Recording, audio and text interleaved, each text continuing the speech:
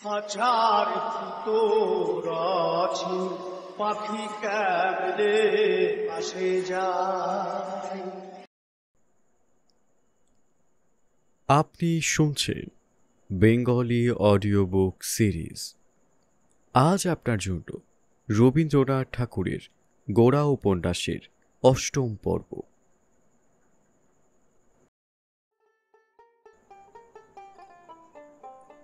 গোরা তাহার স্বাভাবিক দ্রুতগতি পরিত্যাগ করিয়া অন্যমনস্কভাবে ধীরে ধীরে বাড়ি চলিল।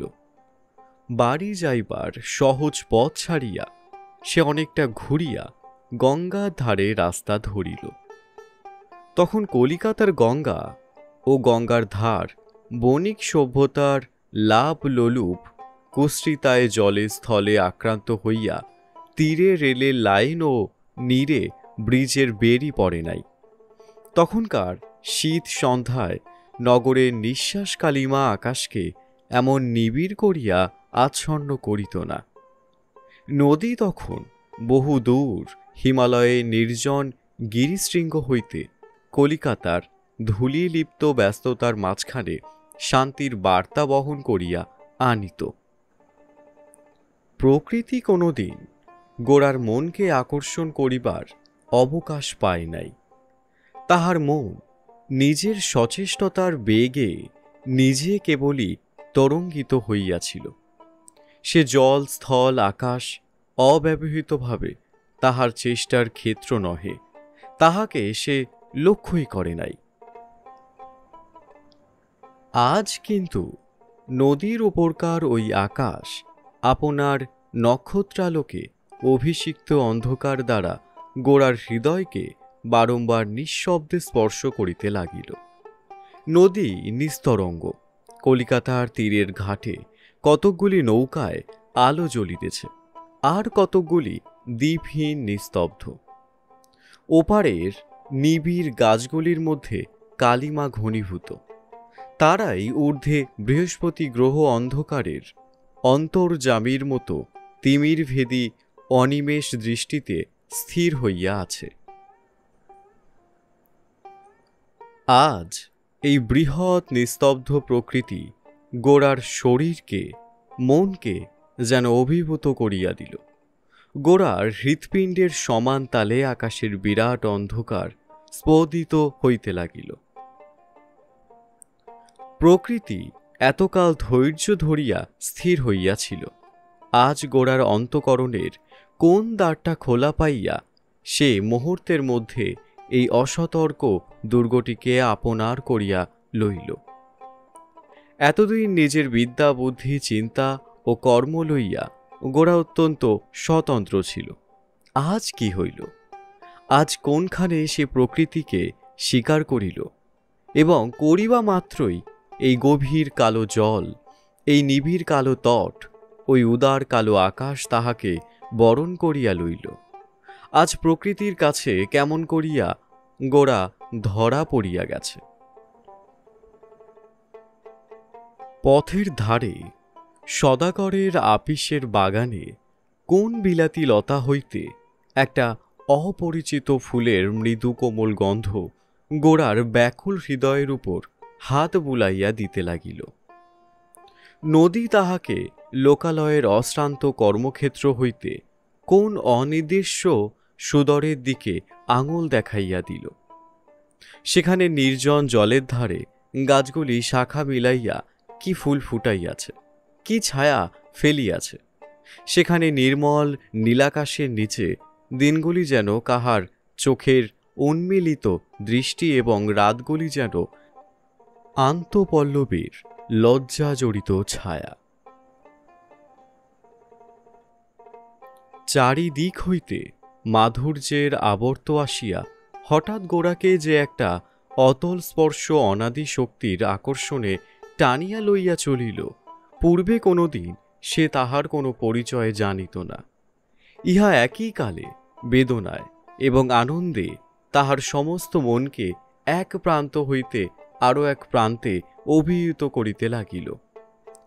আজ এই হেমন্তের রাত্রে নদীর তীরে নগরের অব্যক্ত কোলাহলে এবং নক্ষত্রের অপরিস্ফুট আলোকে গোরা বিশ্বব্যাপিনী কোন অবগুণ্ঠিতা মায়াবিনীর সম্মুখে আত্মবিস্মৃত হইয়া দণ্ডায়মান হইল।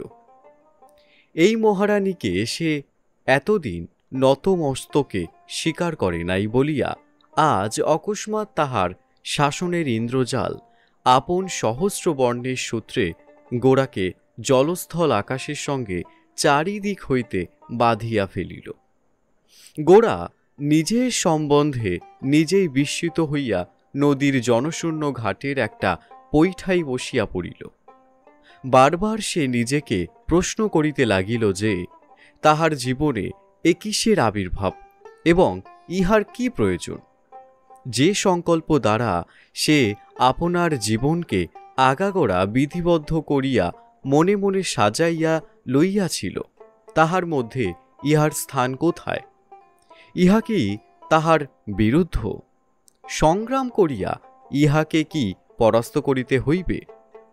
এই বলিয়া গোরা মুষ্টি দৃঢ় করিয়া যখনই বদ্ধ করিল, অমনি বুদ্ধিতে উজ্জ্বল, নম্রতায় কোমল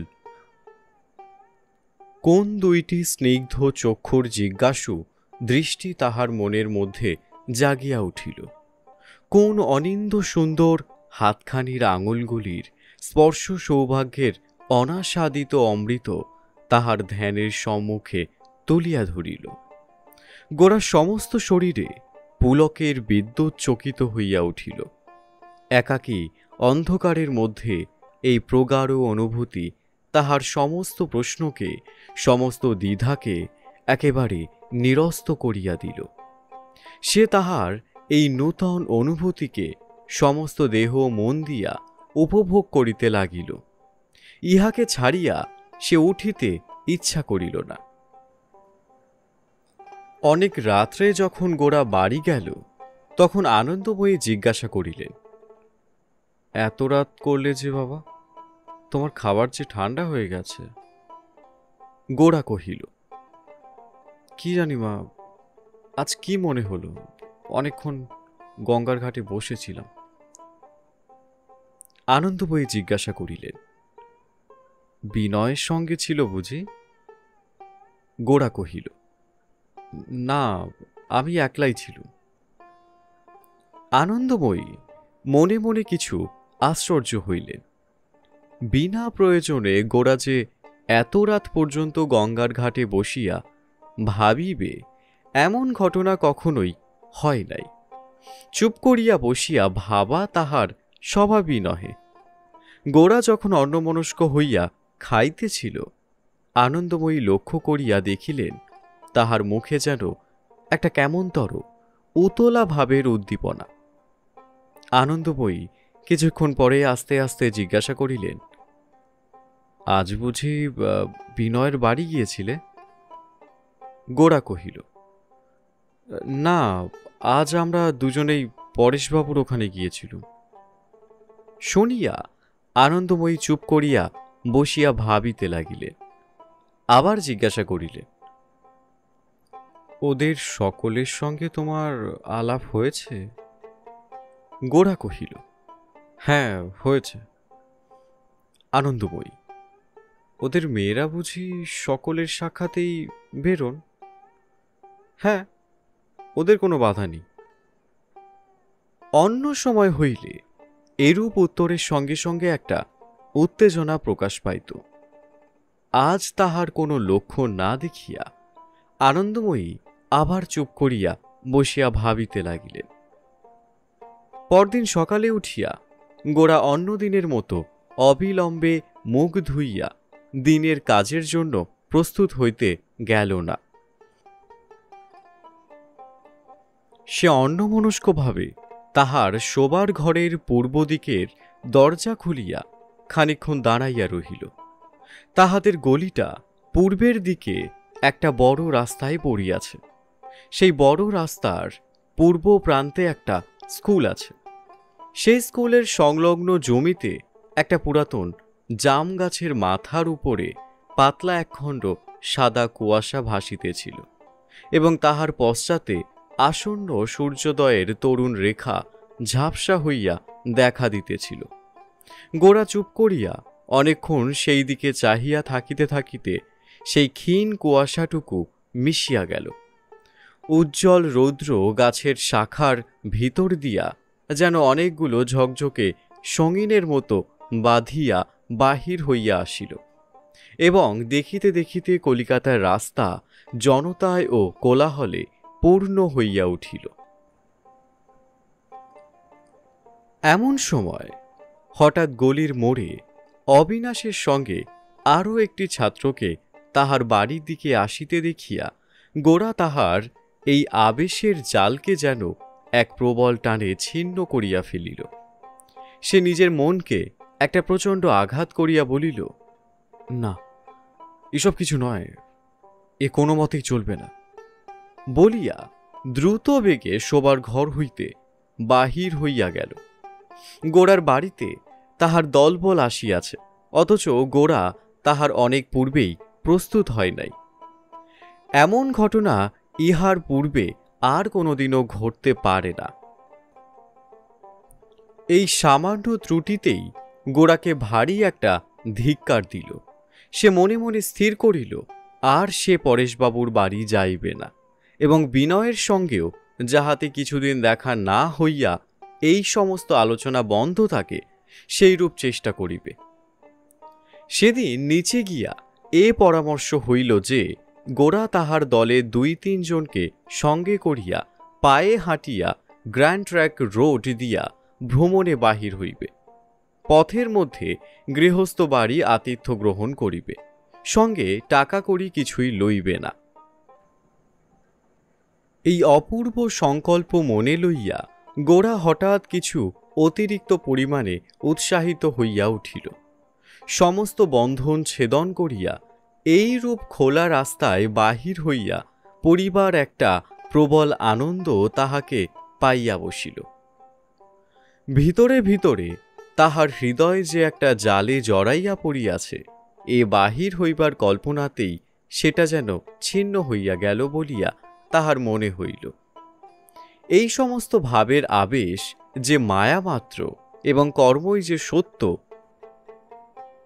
সেই কথাটা খুব জোরের সহিত নিজের মনের মধ্যে ধ্বনিত প্রতিধ্বনিত করিয়া লইয়া যাত্রার জন্য প্রস্তুত হইয়া লইবার জন্য স্কুল ছুটির বালকের মতো গোরা তাহার একতলার বসিবার ঘর ছাড়িয়া প্রায় ছুটিয়া বাহির হইল।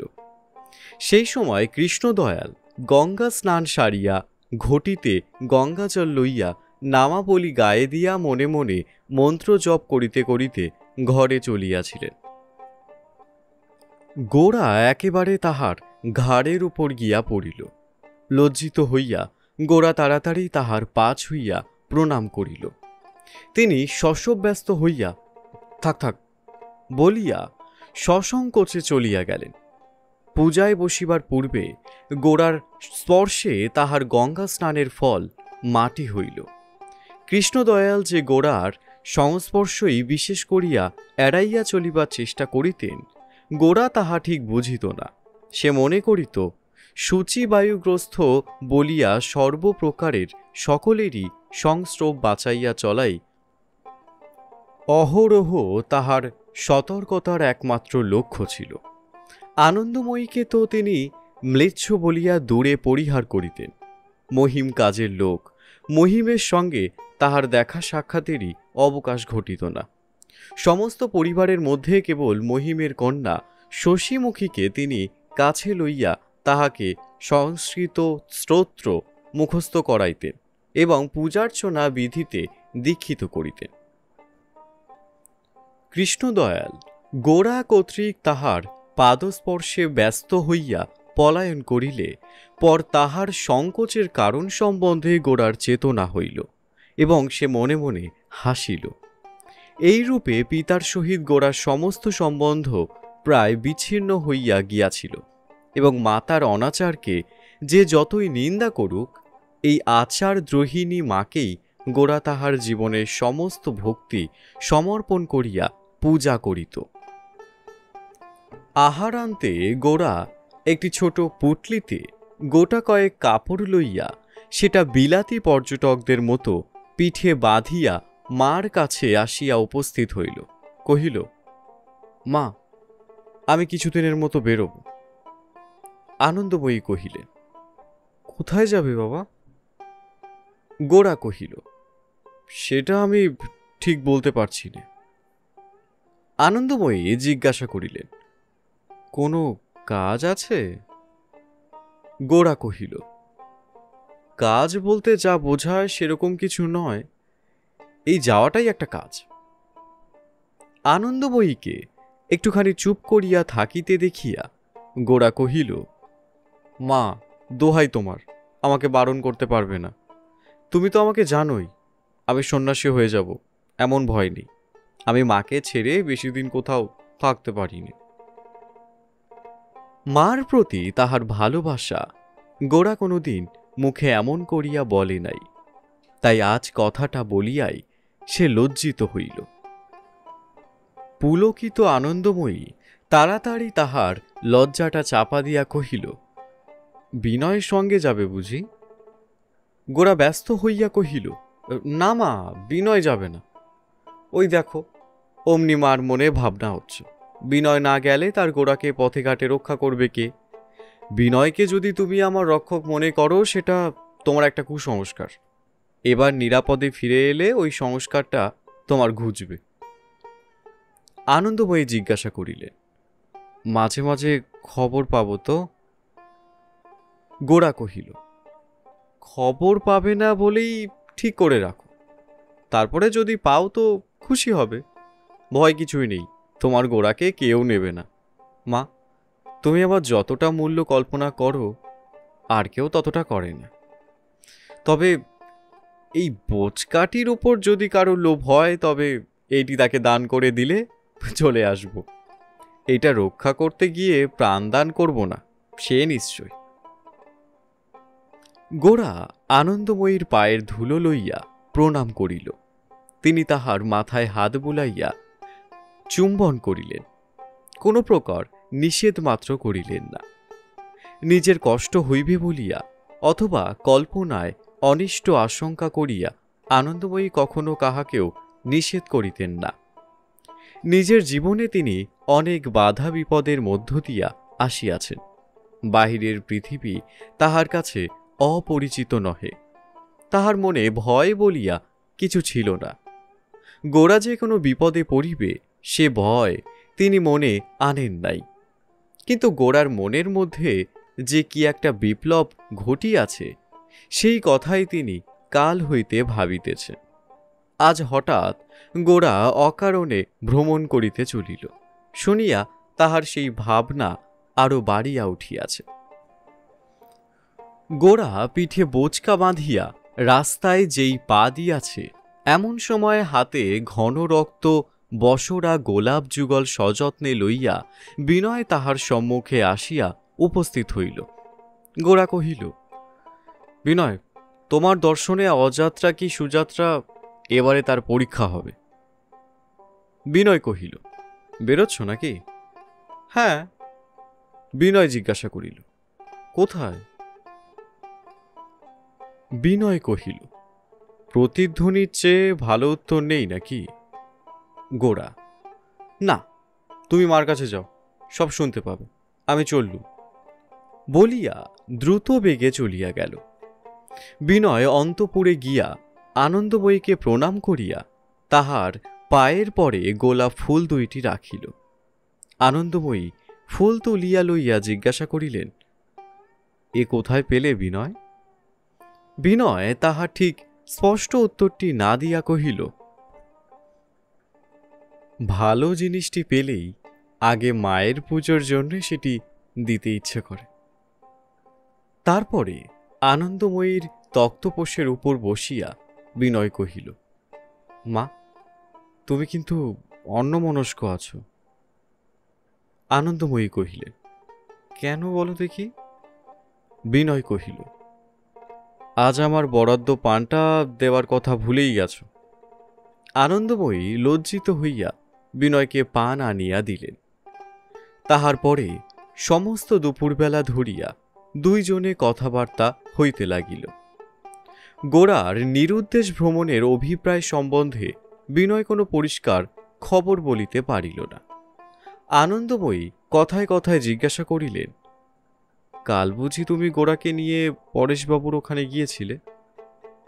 বিনয় গতকল্যকার সমস্ত ঘটনা বিবৃতি করিয়া বলিল। আনন্দময়ী প্রত্যেক কথাটি সমস্ত অন্তঃকরণ দিয়া শুনিলেন। যাইবার সময় বিনয় কহিল, মা, পুজো তো সাঙ্গ হল, এবার তোমার চরণের প্রসাদী ফুল দুটো মাথায় নিয়ে চলে যেতে পারি? আনন্দময়ী হাসিয়া গোলাপ ফুল দুইটি বিনয়ের হাতে দিলেন এবং মনে মনে ভাবিলেন, এ গোলাপ দুইটি যে কেবল সৌন্দর্যের জন্যই আদর পাইতেছে তাহা নহে, নিশ্চয়ই উদ্ভিদ তত্ত্বের অতীত আরও অনেক গভীর তত্ত্ব ইহার মধ্যে আছে। বিকালবেলায় বিনয় চলিয়া গেলে তিনি কতই ভাবিতে লাগিলেন। ভগবানকে ডাকিয়া বারবার প্রার্থনা করিলেন গোরাকে যেন অসুখী হইতে না হয় এবং বিনয়ের সঙ্গে তাহার বিচ্ছেদের যেন আর কোনো কারণ না ঘটে। গোলাপ ফুলের একটু ইতিহাস আছে। কাল রাত্রে গোরা তো পরেশবাবুর বাড়ি হইতে চলিয়া আসিল, কিন্তু ম্যাজিস্ট্রেটের বাড়িতে সেই অভিনয়ে যোগ দেয়ার প্রস্তাব লইয়া বিনয়কে বিস্তর কষ্ট পাইতে হইয়াছিল। এই অভিনয়ে ললিতার যে কোনো উৎসাহ ছিল তাহা নহে, সে বরঞ্চ এসব ব্যাপার ভালোই বাসিত না, কিন্তু কোনো মতে বিনয়কে এই অভিনয়ে জড়িত করিবার জন্য তাহার মনের মধ্যে যেন একটা জেদ চাপিয়া গিয়াছিল। যে সমস্ত কাজ গোরার মতবিরুদ্ধ বিনয়কে দিয়া তাহা সাধন করাইবার জন্য তাহার একটা রোখ জন্মিয়াছিল। বিনয় যে গোরার অনুবর্তী ইহা ললিতার কাছে কেন এত অসহ্য হইয়াছিল তাহা সে নিজেই বুঝিতে পারিতেছিল না। যেমন করিয়া হোক সমস্ত বন্ধন কাটিয়া বিনয়কে স্বাধীন করিয়া দিতে পারিলে সে যেন বাঁচে, এমনই হইয়া উঠিয়াছে। ললিতা তাহার বেণী দুলাইয়া মাথা নাড়িয়া কহিল, কেন মশাই, অভিনয়ে দোষটা কি? বিনয় কহিল, অভিনয়ে দোষ না থাকতে পারে, কিন্তু ওই ম্যাজিস্ট্রেটের বাড়িতে অভিনয় করতে যাওয়া আমার মনে ভালো লাগছে না। ললিতা, আপনি নিজের মনের কথা বলছেন না আর কারো? বিনয়, অন্যের মনের কথার বলবার ভার আমার উপরে নেই, বলাও শক্ত। আপনি হয়তো বিশ্বাস করেন না, আমি নিজের মনের কথাটাই বলে থাকি, কখনো নিজের জবানিতে, কখনো বা অন্যের জবানিতে। ললিতা এ কথার কোনো জবাব না দিয়া একটুখানি মুচকিয়া হাসিল মাত্র। একটু পরে কহিল, আপনার বন্ধু গৌরবাবু বোধহয় মনে করেন ম্যাজিস্ট্রেটের নিমন্ত্রণ অগ্রাহ্য করলেই খুব একটা বীরত্ব হয়, এও তো এই ইংরেজের সঙ্গে লড়াই করার ফল হয়। বিনয় উত্তেজিত হইয়া উঠিয়া কহিল, আমার বন্ধু হয়তো না মনে করতে পারেন, কিন্তু আমি মনে করি। লড়াই নয় তো কি, যে লোক আমাদের গ্রাহ্যই করে না, মনে করে আমাকে কোড়ে আঙুলে তুলে ইশারায় ডাক দিলেই আমি কৃতার্থ হয়ে যাব, তার সেই উপেক্ষার সঙ্গে উপেক্ষা দিয়েই যদি লড়াই না করি তাহলে আত্মসম্মানকে বাঁচাবো কি করে? ললিতা নিজে অভিমানী স্বভাবের লোক। বিনয়ের মুখের এই অভিমান্য বাক্য তাহার ভালোই লাগিল, কিন্তু সেই জন্যই তাহার নিজের পক্ষের যুক্তিকে দুর্বল অনুভব করিয়াই ললিতা অকারণ বিদ্রূপের খোঁচায় বিনয়কে কথায় কথায় আহত করিতে লাগিল। শেষকালে বিনয় কহিল, দেখুন, আপনি তর্ক করছেন কেন? আপনি বলুন না, আমার ইচ্ছা আপনি অভিনয়ে যোগ দেন, তাহলে আমি আপনার অনুরোধ রক্ষার খাতিরে নিজের মতটাকে বিসর্জন দিয়ে একটা সুখ পাই। ললিতা কহিল, বাহ, তা আমি কেন বলবো? সত্যি যদি আপনার কোনো মত থাকে তাহলে সেটা আমার অনুরোধে কেন ত্যাগ করবেন? কিন্তু সেটা সত্যি হওয়া চাই। বিনয় কহিল, আচ্ছা, সেই কথাই ভালো, আমার সত্যিকার কোনো মত নেই, আপনার অনুরোধে নাই হলো, আপনার তর্কেই পরাস্ত হয়ে আমি অভিনয়ে যোগ দিতে রাজি হল। এমন সময় বরদা সুন্দরী ঘরে প্রবেশ করিবা মাত্রই বিনয় উঠিয়া গিয়া তাহাকে কহিল, অভিনয়ের জন্য প্রস্তুত হতে হলে আমাকে কি করতে হবে বলে দেবেন। বরদা সুন্দরী সগর্বে কহিলেন, সেজন্যে আপনাকে কিছুই ভাবতে হবে না, আমরা আপনাকে ঠিক তৈরি করে নিতে পারব। কেবল অভ্যাসের জন্য রোজ আপনাকে নিয়মিত আসতে হবে। বিনয় কহিল, আচ্ছা, আজ তবে আসি। বরদা সুন্দরী কহিলেন, সে কি কথা, আপনাকে খেয়ে যেতে হচ্ছে। বিনয় কহিল, আজ নাই খেলাম। বরদা সুন্দরী কহিলেন, না না, সে হবে না, খেয়েই যেতে হবে। বিনয় খাইল, কিন্তু অন্যদিনের মতো তাহার স্বাভাবিক প্রফুল্লতা ছিল না।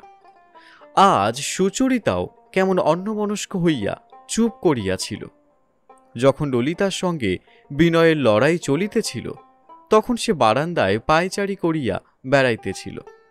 আজ রাত্রে কথাবার্তা আর জমিল না। বিদায়ের সময় বিনয় ললিতার গম্ভীর মুখ লক্ষ্য করিয়া কহিল, আমি হার মানলুম, তবু আপনাকে খুশি করতে পারলুম না। ললিতা কোনো জবাব না দিয়া চলিয়া গেল। ললিতা সহজে কাঁদিতে জানে না, কিন্তু আজ তাহার চোখ দিয়া জল যেন ফাটিয়া বাহির হইতে চাহিল। কি হয়েছে? কেন সে বিনয়বাবুকে বারবার এমন করিয়া খোঁচা দিতেছে এবং নিজে ব্যথা পাইতেছে? বিনয় যতক্ষণ অভিনয়ে যোগ দিতে নারাজ ছিল, ললিতার জেদও ততক্ষণ কেবলই চড়িয়া উঠিতেছিল।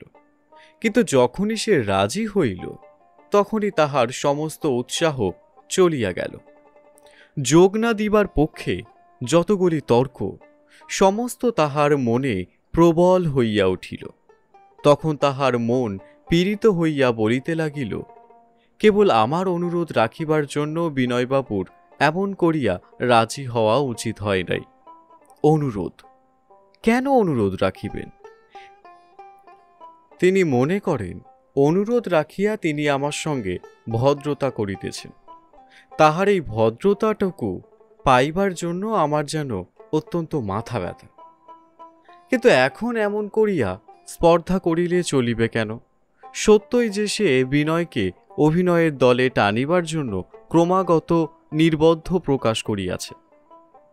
বিনয় ভদ্রতার দায়ে তাহার এত জেদের অনুরোধ করিয়াছে বলিয়া রাগ করিলেই বা চলিবে কেন?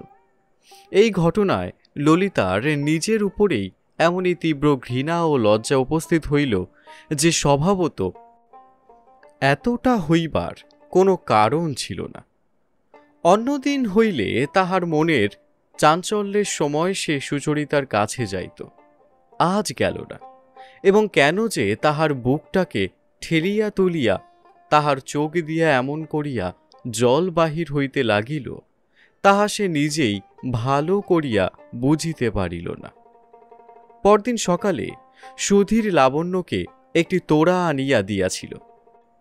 সেই তোড়ায় 2টি বসরা গোলাপ ছিল। ললিতা সেটি তোড়া হইতে খুলিয়া লইল। লাবণ্য কহিল, ও কি করছিস? ললিতা কহিল, তোড়ায় অনেকগুলো বাজে ফুল পাতার মধ্যে ভালো ফুলকে বাঁধা দেখলে আমার কষ্ট হয়। এই বলিয়া সমস্ত ফুলকে বন্ধনমুক্ত করিয়া ললিতা সেগুলিকে ঘরের এদিক ওদিক পৃথক করিয়া সাজাইল। কেবল গোলাপ 2টিকে হাতে করিয়া লইয়া গেল। সতীশ ছুটিয়া আসিয়া কহিল, দিদি, ফুল কোথায় পেলি? ললিতা তাহার উত্তর না দিয়া কহিল, আজ তোর বন্ধুর বাড়িতে যাবি না? বিনয়ের কথা এতক্ষণ সতীশের মনে ছিল না, কিন্তু তাহার উল্লেখ মাত্রেই লাফাইয়া উঠিয়া কহিল, হাঁ, যাব বলিয়া তখনই যাইবার জন্য অস্থির হইয়া উঠিল। ললিতা তাহাকে ধরিয়া জিজ্ঞাসা করে, সেখানে গিয়ে কি করিস? সতীশ সংক্ষেপে কহিল, গল্প করি। ললিতা কহিল, তিনি তোকে এত ছবি দেন, তুই তাকে কিছু দিস নে কেন? বিনয় ইংরেজি কাগজ প্রভৃতি হইতে সতীশের জন্য নানা প্রকার ছবি কাটিয়া রাখিত। একটা খাতা করিয়া সতীশ এই ছবিগুলি তাহাতে গদ দিয়া আঁটিতে আরম্ভ করিয়াছিল। এইরূপে পাতা পুড়াইবার জন্য তাহার নেশা এতই চড়িয়া গিয়াছে যে ভালো বই দেখিলেও তাহা হইতে ছবি কাটিয়া লইবার জন্য তাহার মন ছটফট করিত। এই লোলুপতার অপরাধে তাহার দিদিদের কাছে তাহাকে বিস্তর তাড়না সহ্য করিতে হইয়াছে। সংসারে প্রতিদান বলিয়া সে একটা দায় আছে। সে কথাটা হঠাৎ আজ সতীশের সম্মুখে উপস্থিত হওয়াতে সে বিশেষ চিন্তিত হইয়া উঠিল। ভাঙা টিনের বাক্সটির মধ্যে তাহার নিজের বিষয় সম্পত্তি যাহা কিছু সঞ্চিত হইয়াছে তাহার কোনোটারই আসক্তি বন্ধন ছেদন করা তাহার পক্ষে সহজ নহে। সতীশের উদ্বিগ্ন মুখ দেখিয়া ললিতা হাসিয়া তাহার গাল টিপিয়া দিয়া কহিল, থাক থাক, তোকে আর অত ভাবতে হবে না। আচ্ছা, এই গোলাপ ফুল দুটো তাকে দিস। এত সহজে সমস্যার মীমাংসা হইল দেখিয়া সে উৎফুল্ল হইয়া উঠিল এবং ফুল দুটি লইয়া তখনই সে তাহার বন্ধু ঋণ শোধ করিবার জন্য চলিল। রাস্তায় বিনয়ের সঙ্গে তাহার দেখা হইল। বিনয়বাবু, বিনয়বাবু করিয়া দূর হইতে তাহাকে ডাক দিয়া সতীশ তাহার কাছে আসিয়া উপস্থিত হইল এবং জামার মধ্যে ফুল লুকাইয়া কহিল, আপনার জন্য কি এনেছি বলুন দেখি। বিনয়কে হার মানাইয়া গোলাপ ফুল দুইটি বাহির করিল। বিনয় কহিল, বাহ, কি চমৎকার! কিন্তু সতীশবাবু, এটি তো তোমার নিজের জিনিস নয়। চোরাই মাল নিয়ে শেষকালে পুলিশের হাতে পড়ব না তো? এই ফুল দুটিকে ঠিক নিজের জিনিস বলা যায় কি না সে সম্বন্ধে সতীশের হঠাৎ ধোকা লাগিল। সে একটু ভাবিয়া কহিল, না বা ললিতা দিদি আমাকে দিলেন যে আপনাকে দিতে। এই কথাটার এইখানেই নিষ্পত্তি হইল এবং বিকালে তাহাদের বাড়ি যাইবে বলিয়া আশ্বাস দিয়া বিনয় সতীশকে বিদায় দিল। কাল রাত্রে ললিতার কথার খোঁচা খাইয়া বিনয় তাহার বেদনা ভুলিতে পারিতেছিল না। বিনয়ের সঙ্গে কাহারও প্রায় বিরোধ হয় না, সেই জন্য এই প্রকার তীব্র আঘাত সে কাহারও কাছে প্রত্যাশাই করে না। ইতিপূর্বে ললিতাকে বিনয় সুচরিতার পশ্চাৎবর্তিনী করিয়াই দেখিয়াছিল, কিন্তু অঙ্কুশ আহত হাতি যেমন তাহার মাহতকে ভুলিবার সময় পায় না, কিছুদিন হইতে ললিতা সম্বন্ধে বিনয়ের সেই দশা হইয়াছিল। কি করিয়া ললিতাকে একটুখানি প্রসন্ন করিবে এবং শান্তি পাইবে, বিনয়ের এই চিন্তাই প্রধান হইয়া উঠিয়াছিল। সন্ধ্যার সময় বাসায় আসিয়া ললিতার তীব্র হাস্যদিগ্ধ জ্বালাময় কথাগুলি একটার পর একটা কেবলই তাহার মনে বাজিয়া উঠিত এবং তাহার নিদ্রা দূর করিয়া রাখিত। আমি গোড়ার ছায়ার মতো, আমার নিজের কোনো পদার্থ নাই, ললিতা এই বলিয়া অবজ্ঞা করেন। কিন্তু কথাটা সম্পূর্ণ অসত্য। ইহার বিরুদ্ধে নানা প্রকার যুক্তি সে মনের মধ্যে জড়ো করিয়া তুলিত, কিন্তু এ সমস্ত যুক্তি তাহার কোনো কাজে লাগিত না, কারণ ললিতা তো স্পষ্ট করিয়া এ অভিযোগ তাহার বিরুদ্ধে আনে নাই। এ কথা লইয়া তর্ক করিবার অবকাশই তাহাকে দেয় নাই। বিনয়ের জবাব দিবার এত কথা ছিল, তবু সেগুলো ব্যবহার করিতে না পারিয়া তাহার মনে ক্ষোভ আরও বাড়িয়া উঠিতে লাগিল। অবশেষে কাল রাত্রে হারিয়াও যখন ললিতার মুখ সে প্রসন্ন দেখিল না, তখন বাড়িতে আসিয়া সে নিতান্ত অস্থির হইয়া পড়িল। মনে মনে ভাবিতে লাগিল, সত্যই কি আমি এতই অবজ্ঞার পাত্র? এই জন্যই সতীশের কাছে যখন সে শুনিল যে ললিতাই তাহাকে গোলাপ ফুল দুটি সতীশের হাত দিয়া পাঠাইয়া দিয়াছে, তখন সে অত্যন্ত একটা উল্লাস বোধ করিল। সে ভাবিল, অভিনয়ে যোগ দিতে রাজি হওয়াতেই সন্ধির নিদর্শন স্বরূপ ললিতা তাহাকে খুশি হইয়া এই গোলাপ দুটি দিয়াছে। প্রথমে মনে করিল ফুল দুটি বাড়িতে রাখিয়া আসি, তাহার পরে ভাবিল, না, এই শান্তির ফুল মায়ের পায়ে দিয়া ইহাকে পবিত্র করে আনি। সেদিন বিকালে বিনয় যখন পরেশবাবুর বাড়িতে গেল, তখন সতীশ ললিতার কাছে তাহার স্কুলের পড়া বলিয়া লইতেছে। বিনয় ললিতাকে কহিল, যুদ্ধেরই রং লাল, অতএব সন্ধির ফুল সাদা হওয়া উচিত ছিল। ললিতা কথাটা বুঝিতে না পারিয়া বিনয়ের মুখের দিকে চাহিল। বিনয় তখন একটি গুচ্ছ শ্বেতকরবী চাদরের মধ্য হইতে বাহির করিয়া ললিতার সম্মুখে ধরিয়া কহিল, আপনার ফুল দুটি যতই সুন্দর হোক, তবু তাতে ক্রোধের রংটুকু আছে। আমার এই ফুল সৌন্দর্যে তার কাছে দাঁড়াতে পারবে না, কিন্তু শান্তির শুভ্র রঙের নম্রতা স্বীকার করে আপনার কাছে হাজির হয়েছে। ললিতা কর্ণমূল রাঙা করিয়া কহিল, আমার ফুল আপনি কাকে বলছেন? বিনয় কিছু অপ্রতিভ হইয়া কহিল, তবে তো ফুল বুঝেছি। সতীশবাবু, কার ফুল কাকে দিলে? সতীশ উচ্চস্বরে বলিয়া উঠিল, বা ললিতা দিদি যে দিতে বললে। বিনয়, কাকে দিতে বললেন? আপনাকে। ললিতা রক্তবর্ণ হইয়া উঠিয়া সতীশের পিঠে এক চাপড় মারিয়া কহিল, তোর মতো বোকা তো আমি দেখিনি। বিনয়বাবুর ছবির বদলে তুই তাকে ফুল দিতে চাইলি নে? সতীশ হতবুদ্ধি হইয়া কহিল, হ্যাঁ তাই তো, কিন্তু তুমিই আমাকে দিতে বললে না। সতীশের সঙ্গে তর্ক করিতে গিয়া ললিতা আরও বেশি করিয়া জালে জড়াইয়া পড়িল। বিনয় স্পষ্ট বুঝিল ফুল দুটি ললিতাই দিয়াছে, কিন্তু বেনামিতেই কাজ করা তার অভিপ্রায় ছিল। বিনয় কহিল, আপনার ফুলের দাবি আমি ছেড়েই দিচ্ছি, কিন্তু তাই বলে আমার এই ফুলের মধ্যে ভুল কিছুই নেই। আমাদের বিবাদ নিষ্পত্তির শুভ উপলক্ষে এই ফুল কয়টি? ললিতা মাথা নাড়িয়া কহিল, আমাদের বিবাদই বা কি, আর তার নিষ্পত্তি বা কিসের? বিনয় কহিল, একেবারে আগাগোড়া সমস্তই মায়া। বিবাদী ভুল, ফুলও তাই, নিষ্পত্তিও মিথ্যা।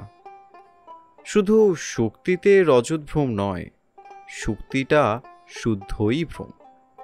ওই যে ম্যাজিস্ট্রেট সাহেবের বাড়িতে অভিনয়ের একটা কথা হচ্ছিল, সেটা ভ্রম নয়, কিন্তু তা নিয়ে ঝগড়া কিসের? আপনি কেন মনে করছেন আপনাকে এইটাতে রাজি করবার জন্যে আমি মস্ত একটা লড়াই বাঁধিয়ে দিয়েছি? আপনি সম্মত হওয়াতেই আমি কৃতার্থ হয়েছি। আপনার কাছে অভিনয় করাটা যদি অন্যায় বোধ হয়, কারো কথা শুনে কেনই বা তাতে রাজি হবেন? এই বলিয়া ললিতা ঘর হইতে বাহির হইয়া গেল। সমস্তই উল্টা ব্যাপার হইল। আজ ললিতা ঠিক করিয়া রাখিয়াছিল যে সে বিনয়ের কাছে নিজের হার স্বীকার করিবে, এবং যাহাতে অভিনয়ে বিনয় যোগ না দেয় তাহাকে সেই অনুরোধ করিবে। কিন্তু এমন করিয়া কথাটা উঠিল যে এমনভাবে তাহার পরিণতি হইল যে ফল ঠিক উল্টা দাঁড়াইল। বিনয় মনে করিল সে যে অভিনয় সম্বন্ধে এতদিন বিরুদ্ধতা প্রকাশ করিয়াছিল, তাহারই প্রতিঘাতের উত্তেজনা এখনো ললিতার মনে রহিয়া গেছে। বিনয় যে কেবল বাহিরে হার মানিয়াছে, কিন্তু মনের মধ্যে তাহার বিরোধ রহিয়াছে, এই জন্য ললিতার ক্ষোভ দূর হইতেছে না।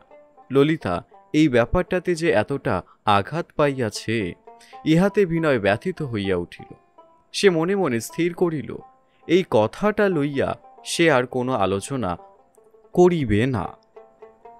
সুচরিতা আজ প্রাতকাল হইতে নিজের শোবার ঘরে নিভৃতে বসিয়া খ্রিস্টের অনুকরণ নামক একটি ইংরেজি ধর্মগ্রন্থ পড়িবার চেষ্টা করিতেছে।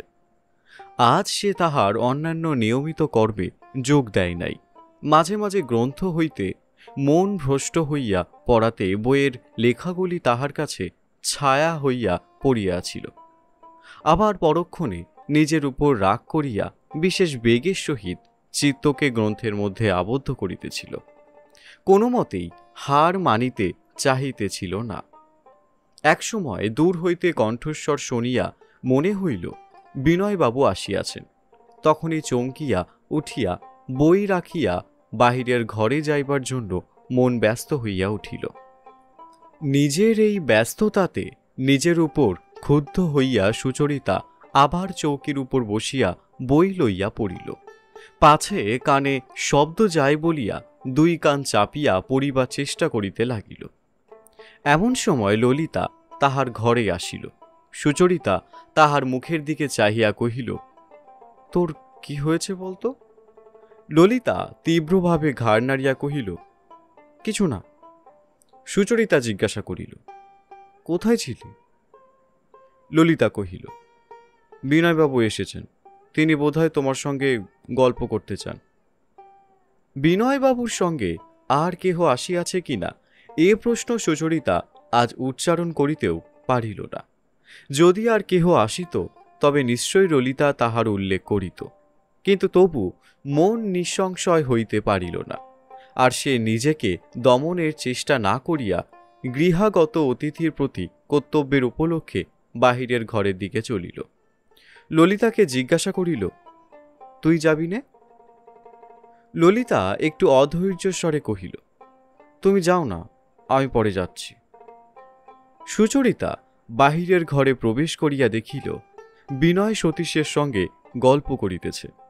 সুচরিতা কহিল, বাবা বেরিয়ে গেছেন, এখনই আসবেন।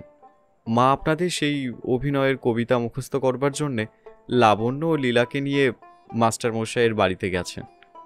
ললিতা কোনো মতেই গেল না। তিনি বলে গেছেন আপনি এলে আপনাকে বসিয়ে রাখতে, আপনার আজ পরীক্ষা হবে। বিনয় জিজ্ঞাসা করিল, আপনি এর মধ্যে নেই? সুচরিতা কহিল, সবাই অভিনেতা হলে জগতে দর্শক হবে কে? বরদা সুন্দরী সুচরিতাকে এই সকল ব্যাপারে যথাসম্ভব বাদ দিয়া চলিতেন, তাই তাহার গুণপনা দেখাইবার জন্য এবারেরও ডাক পড়ে নাই। অন্যদিন এই দুই ব্যক্তি একত্র হইলে কথার অভাব হইত না। আজ উভয় পক্ষেই এমন বিঘ্ন ঘটিয়াছে যে কোনো মতেই কথা জমিতে চাহিল না। সুচরিতা গোড়ার প্রসঙ্গ তুলিবে না পণ করিয়া আসিয়াছিল। বিনয়ও পূর্বের মতো সহজে গোড়ার কথা তুলিতে পারে না। তাহাকে ললিতা এবং হয়তো এবাড়ির সকলেই গোড়ার একটি ক্ষুদ্র উপগ্রহ বলিয়া মনে করে। ইহাই কল্পনা করিয়া গোড়ার কথা তুলিতে সে বাধা পায়।